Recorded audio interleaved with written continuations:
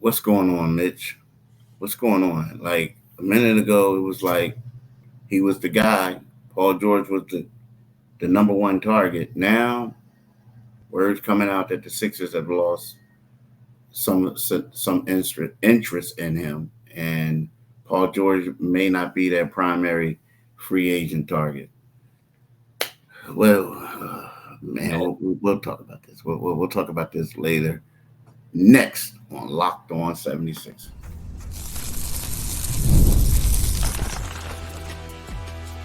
You are Locked On 76ers, your daily Philadelphia 76ers podcast, part of the Locked On Podcast Network, your team every day.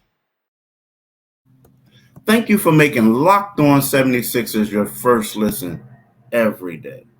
We are free and available wherever you get your podcast and on YouTube, part of the Locked On Podcast Network, your team every day.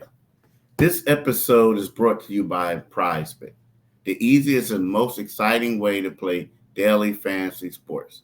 Go to prizepicks.com/LockedOnNBA and use code all lowercase LockedOnNBA for a first deposit match up to $100. I'm Keith Pompey. This is my right hand, John Mitchell. We are the co-hosts of Locked On 76ers. Thank y'all for listening today. Now I was being a little dramatic early on in the lead in, but just want to get y'all the gist. So now word is that the 76ers have lost some interest in it now in Paul George. But this comes after we talked about this a couple days ago, and I wrote about it in the Philly Inquirer, where Paul George basically was saying that players talk and they talk about reputations, and guys say not to go to certain places. And the one place that everybody talks about and everybody's saying the player he talks to is James Harden, who played for the Sixers. James Harden called Daryl Morey a liar. So next thing you know, players talk. So Paul didn't make it seem like he was itching to come to Philadelphia. Mm-hmm. Then yesterday we talked about it, where Paul said, hey, for me, it's not like I'm chasing the championship. I'm chasing the right fit. Now, to me, that sounded some alarms, because me and Mitch talked about it. Because look, y'all, if you're coming to Philadelphia, the expectation is that you're chasing the championship. Right. That's the reason why they're going to pay you that money. Right, Mitch? They want you to chase a championship. So when he says that, and then the next day, or hours later in the evening, it's like the interest has waned significantly. Well, it leads me to believe that, did it wane because you don't want them? Or did it wane because maybe you feel like you might not get them? Mm-hmm. And he said some other things that, isn't going to fly well in Philly. Uh-huh. So there's a lot to talk about, bro. There's a lot to digest. And I feel like it's the latter. I feel like the things he said and the fact that it looks like he may not have interest in here. Yeah. I mean, it's a possibility. I'm more so, again, this is the feminine energy portion of the NBA season, where it turns into the days of our lives, and as the world turns, somebody gets on the phone with somebody and says, let me throw out something deceptive, or let me put something out there to get them chasing something else. Keith, I don't envy you at all in that aspect, chasing that stuff down. I'm not going to rule out that their interest is completely waned. Because and the reason I say that, their options. This is supposed to be the big game. They were supposed to go on after the king of the lion pride, when it comes to free agents and possible targets this summer. And Paul George was that guy. And now to hear all of a sudden that it's Wayne, so it makes you think, what is plan B? What is plan B, or was this even plan A? It's like we have to sit here now and speculate. I mean, is he going? I mean, I don't think the Clippers are going to budge. I don't think the Clippers are going to budge from what they have on the table. Especially not what the Sixers just said. Right. Especially not that. So here's the thing. So we talk about plan A, plan B. So JJ Redick, we'll talk about a little later on, former 76ers JJ Redick was announced to be the head coach. Did LeBron make the announcement? You never know stuff nowadays because it's like AI and all that, but they had like LeBron at the K-Dot concert the night before on Juneteenth. So again, like I don't know if they cut to it or whatever, but he was there, he was jamming, he was going like this. So put it this way, bro, man, like said, look, I ain't gonna do it. Then let somebody else do it tomorrow. I'm sleeping in. But now, anyway, so if you think about that, if everything they say is true about LeBron wanting to play with, wanted JJ to be the coach the whole night, take him off the 76ers list, right? And let me ask you something, Keith, about him real quick. On his resume, does it say, I do a podcast with one of my players? Play this league, man. But the funny part about it is how, like, I was like, I'm sitting there, look, I saw it, I'm like, they breaking down the game, doing all this other stuff. I'm like, he's like, yo, man, this is going to be your resume. Like, we building your resume. Like, forget that for the interview, you don't even got to talk basketball. Just say that which hotel do you prefer for me to stay in Seattle? Can my wife and kids fly on the plane? Right. Okay, let's just chill like the media did. Say, hey, do you want to play a round? Oh, do I get a membership to to the clubhouse or something like that? You know what I mean? Like, come on, man, come on. Am I going to be on that barbershop show with you? Yeah, all that. So that's all the stuff he was talking about. But look, LeBron's off the list. So now is also, now I guess, I don't know, like you said, you may raise a great point because there's really not a lot of people out there. And then, maybe, who knows, maybe I could have been wrong. Maybe this could be something to get people off the scent because if everybody is saying that they want them, tampering. Yeah. If he signs and maybe if he signs or commits right at 6 p.m. on June 30th, then people will be like, they did it again. So who knows, man? But again, it's like, so the Jimmy Butler thing, you still have to get him traded, right? Yeah. Secondly, from that, Zach LaVine, I remember months ago, everybody's talking about Zach LaVine.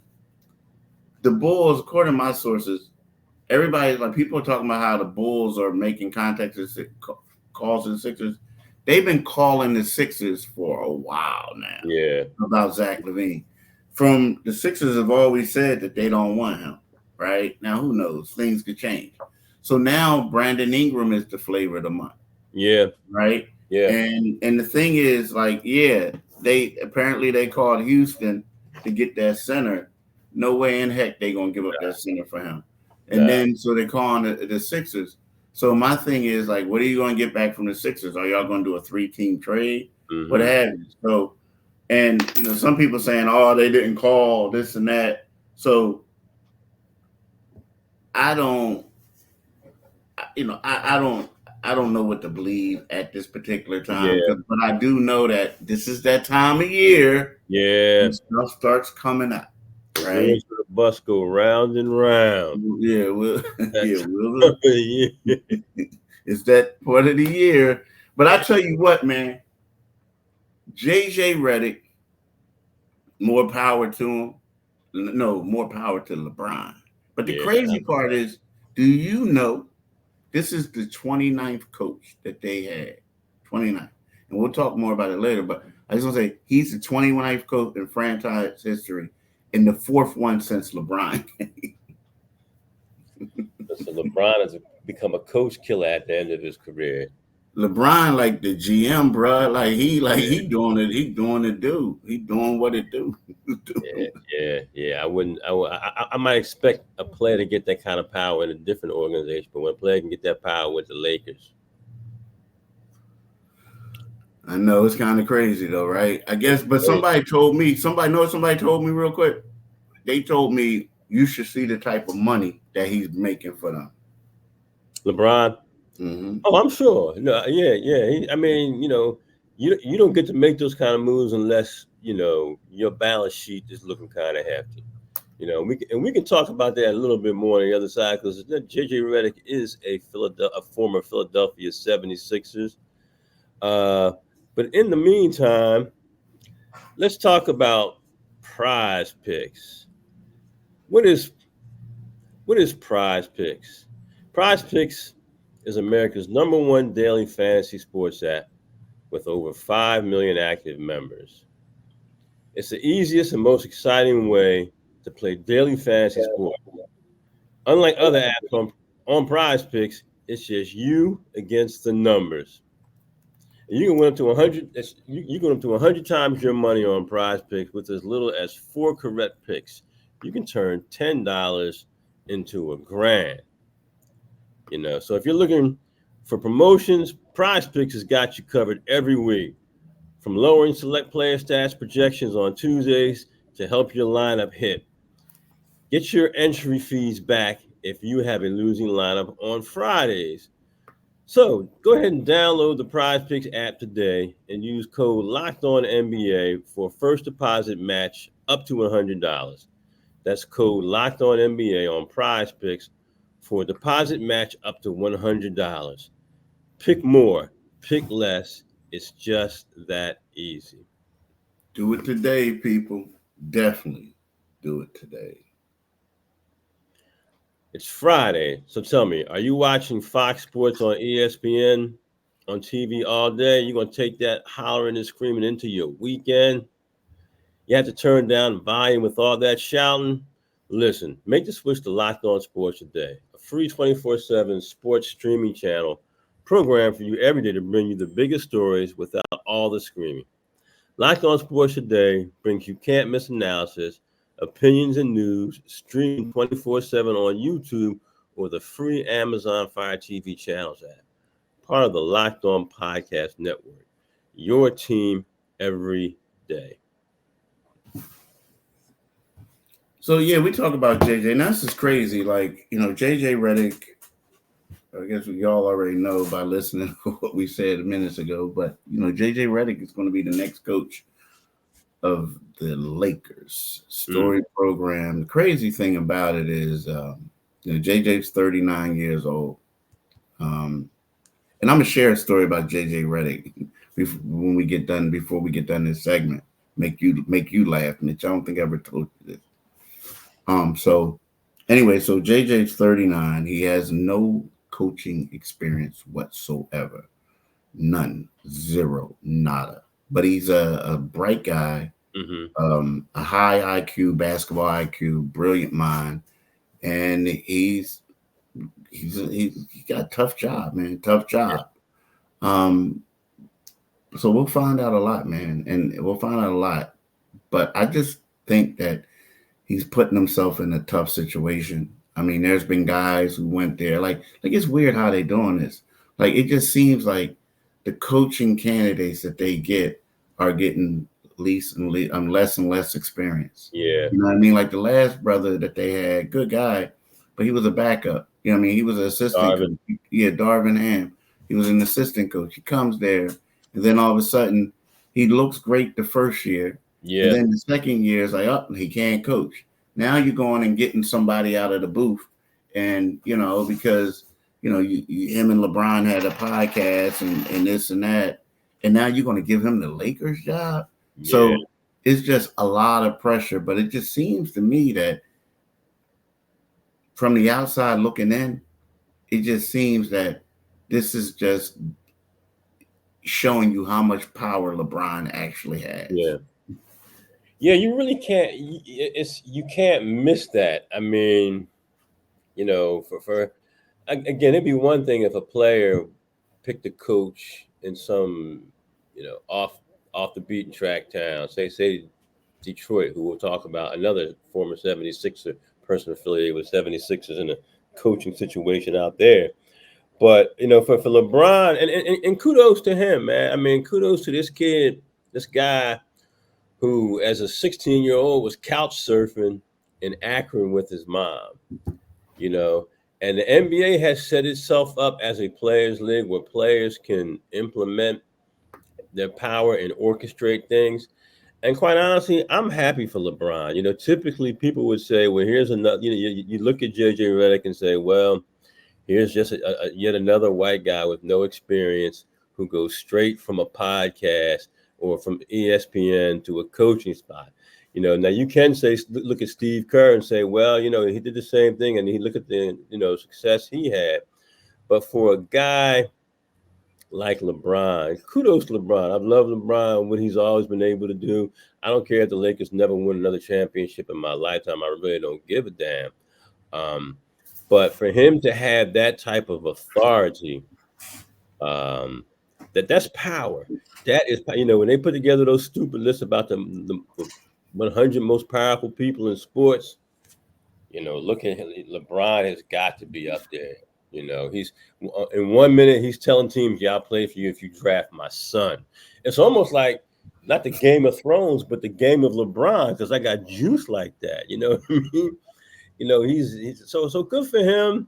If the league again has put itself in position where if here's a guy who's on the Mount Rushmore of NBA players historically.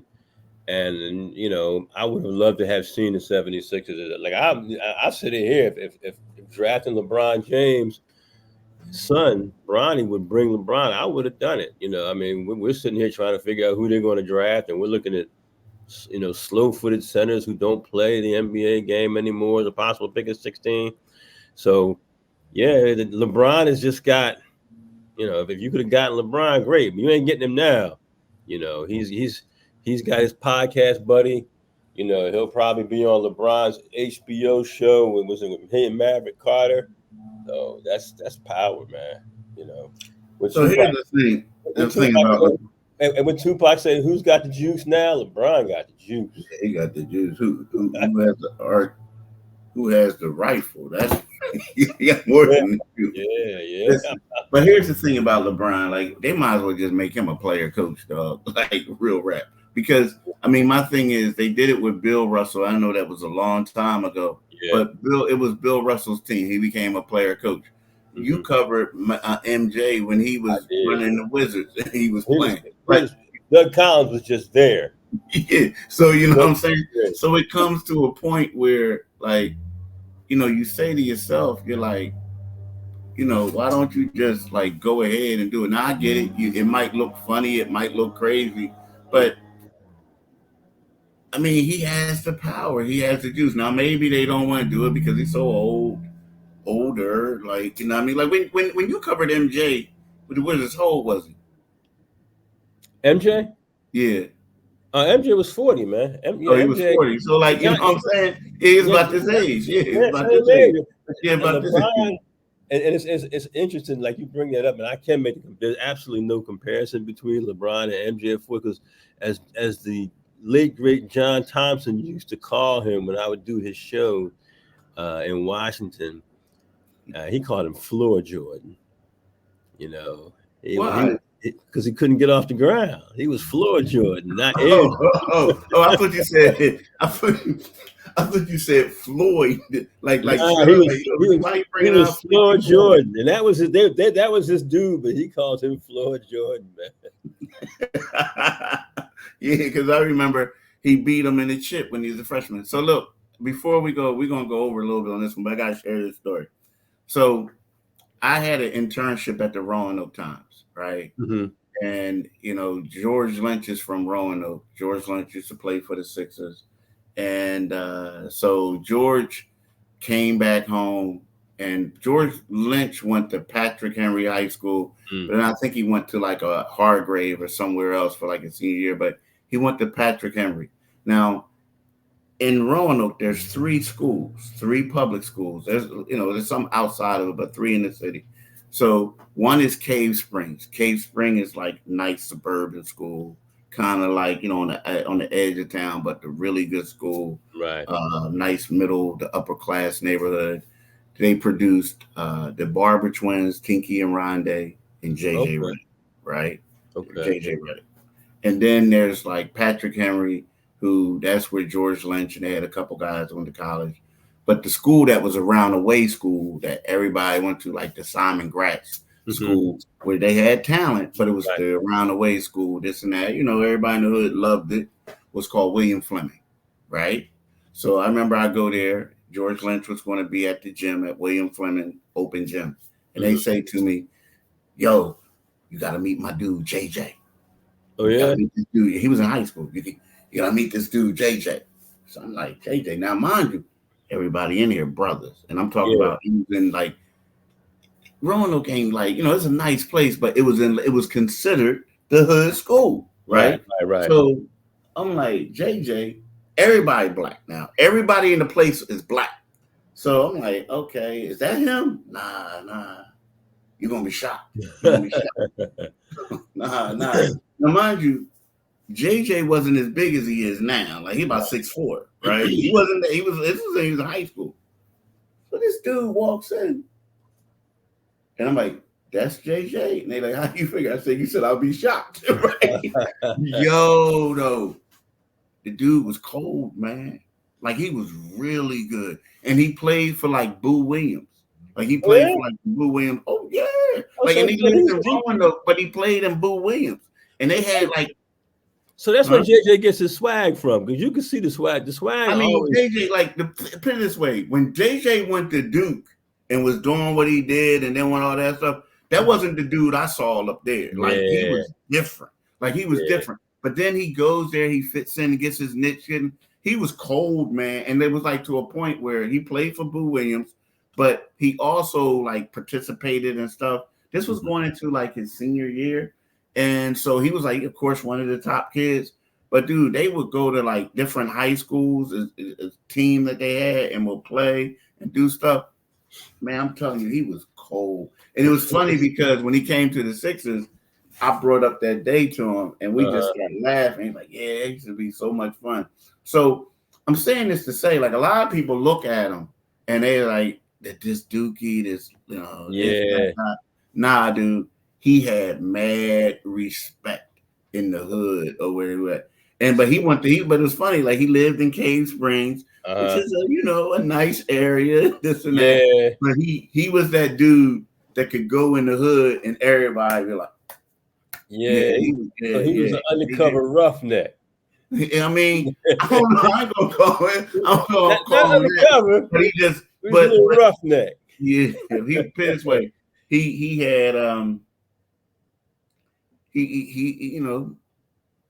it was some dudes that really they admire. They admire. I never knew that. Man. But I always knew JJ had some swag because I like the way he doesn't back down to Stephen A. Because Stephen A. get to open them eyes and screaming and hollering at you. Yeah. He was Slim. Chill out. You know what? You are right, because see, it's funny because I remember I was talking to our boy Mark Spears once, and he was talking about how woke JJ Redick is, and I was like, yeah, he is, and that's where it come from him, because he grew. I ain't gonna say he grew up there with those, because his neighborhood was like predominantly white.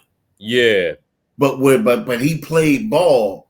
Like, he would hop in the car, people would pick him up, whatever, and he was going straight to the hood. You know what I mean, to play. So JJ Redick. Huh? Hey man, we'll see if that benefits him in the NBA, man. I just don't want to see him crip walking in Compton though.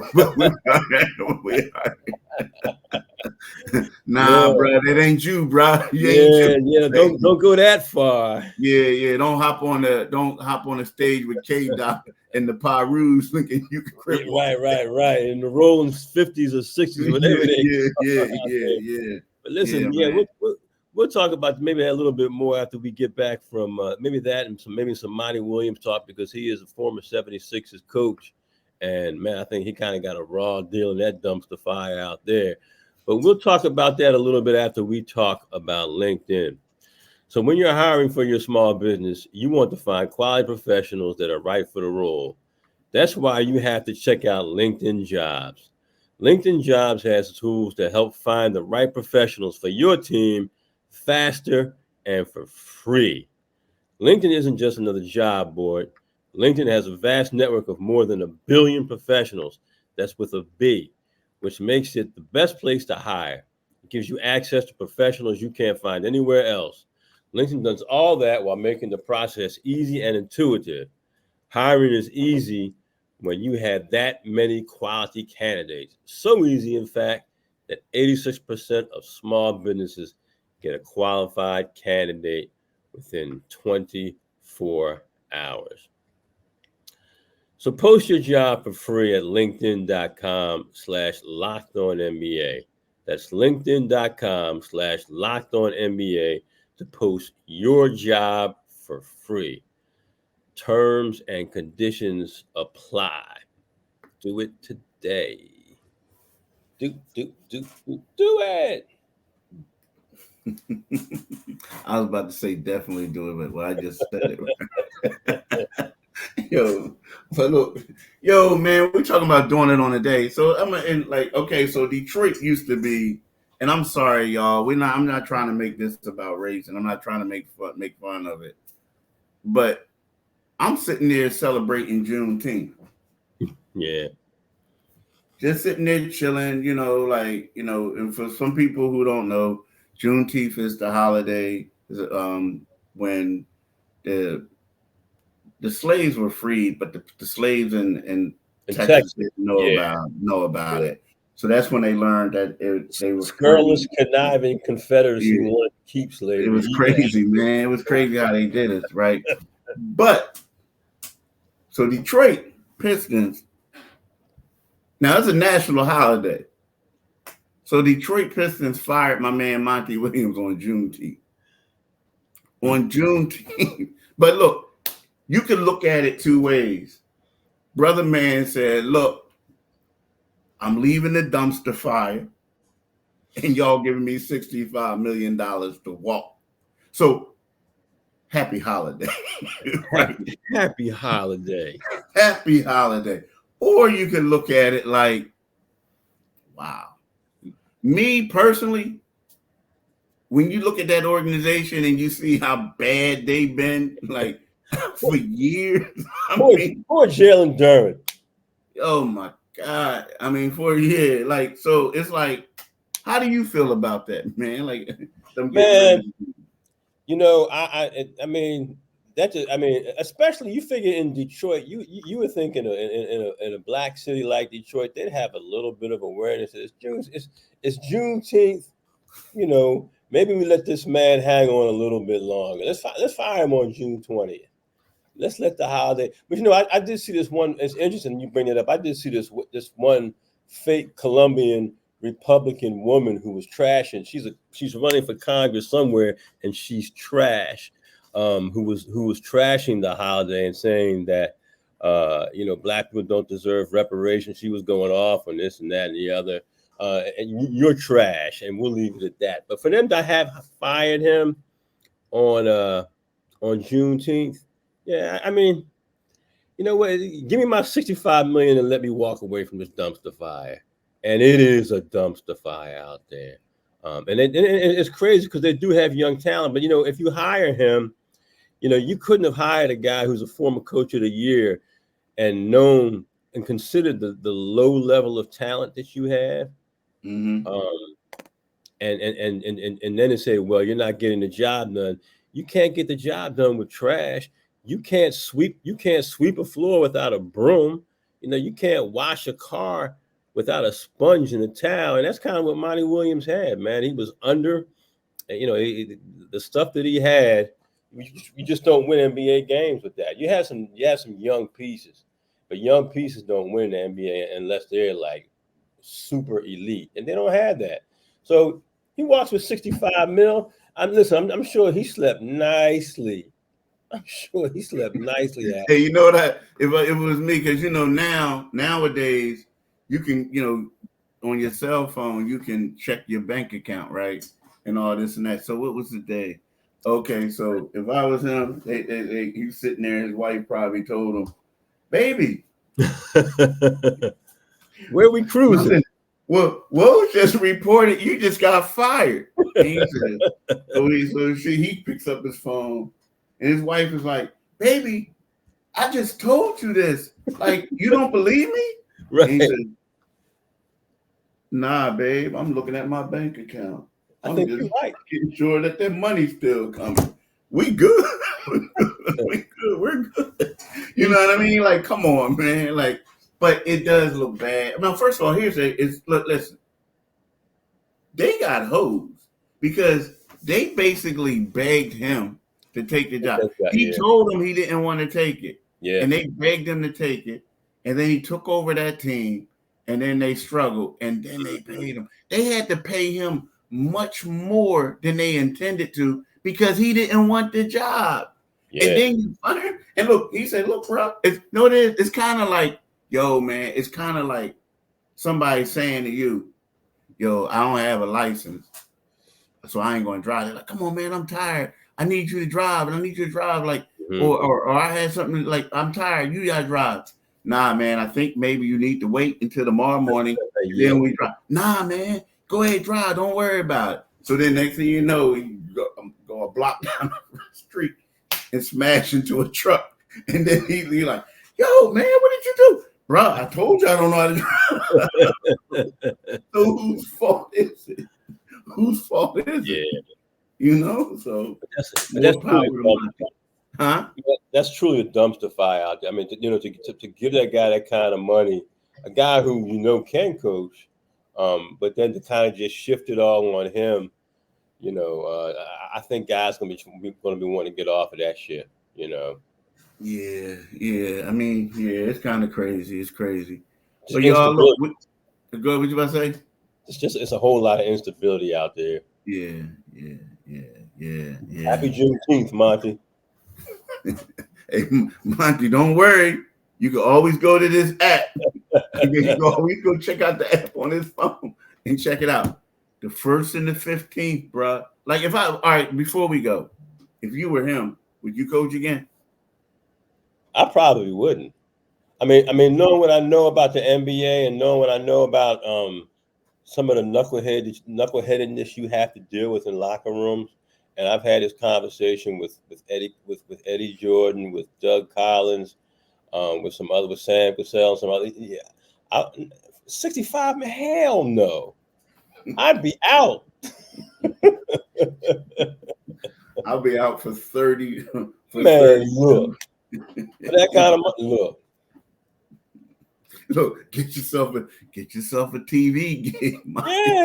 Yeah, you know, Monty Williams is not sitting at home like, "Woe is me, woe is me." That app. Mm-hmm. All right, y'all. We want to thank y'all for listening. We want y'all to have a pretty good day. Have a great weekend too. But before we go, I want to let y'all know Locked On has launched the first ever national sports 24/7 streaming channel on YouTube, and now it's also available on Amazon Fire TV and the free Fire TV channels app. Locked On Sports Today is here for you 24/7, covering the top sports stories of the day with the local experts of Locked On, plus our national shows covering every league. Find Locked On Sports Today, now available on the free Fire TV channel apps. So my man Mitch, who today we both wish we was Monty Williams, everybody else, we want to say peace. Get money.